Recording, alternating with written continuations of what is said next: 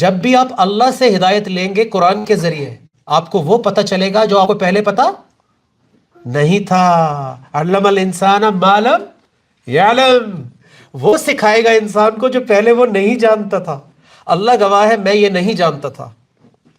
جب پہلی دفعہ میں نے پڑھا 25 سال پہلے، میں یہ نہیں جانتا تھا کہ مجھے تو کوئی اور چلا رہا تھا. میں نام اللہ کا لیتا تھا لیکن خواہش نفس مجھے چلا رہی تھی، اور وہ مجھے اللہ کے قریب نہیں جانے دیتی تھی، اور اندر سے مجھے نئے نئے ایکسکیوز، نئے نئے بہانے، نئے نئے ڈریم، نئے نئے خواب، ریزنز دیتی تھی so that I stay away from Allah. Constantly ruling me, whispering me, putting doubt into me, distracting me, drifting me away from Allah's path. What was this? Khwahish nafs. So we are reading Surah Furqan 25, ayah 43, and we are discussing the difference between Allah and Ilah.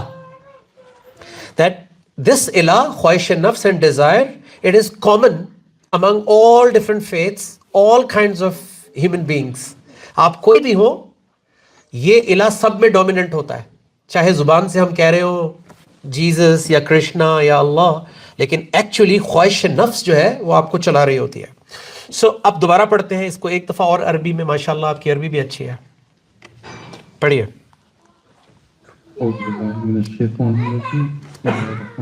ارأیت من اتخذ الہ ہوا، ہوا، کیا تو نے اس کو دیکھا جس نے اپنی ہوا کو، اپنی خواہش نفس کو، اپنی ڈیزائر کو اپنا خدا بنا لیا. Have you seen him? Have you seen him who has taken his desire as his God? Allah is asking Prophet sallallahu alaihi wasallam. And now read on.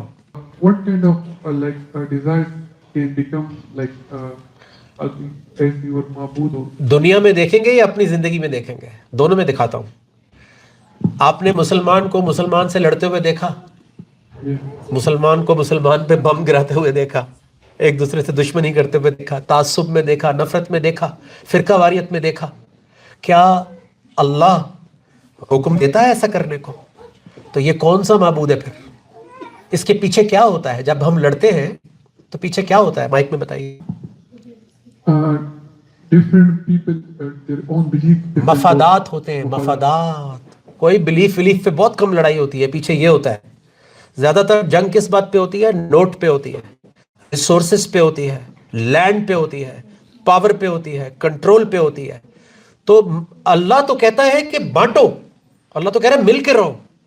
کیا کالا، کیا گورا، کیا انڈونیشین، کیا پاکستانی، کیا انڈین، کیا بنگالی، کیا افغانی، اللہ تو کہہ رہا ہے ساتھ رہو. اسلام کی خوبصورتی یہی ہے. سو یہ کون سا معبود ہے جو توڑتا ہے؟ یہ کون سا معبود ہے جو اندر نفرت حسد ڈالتا ہے؟ یہ تو ہو گئی دنیا. اب اپنی زندگی میں بتائیں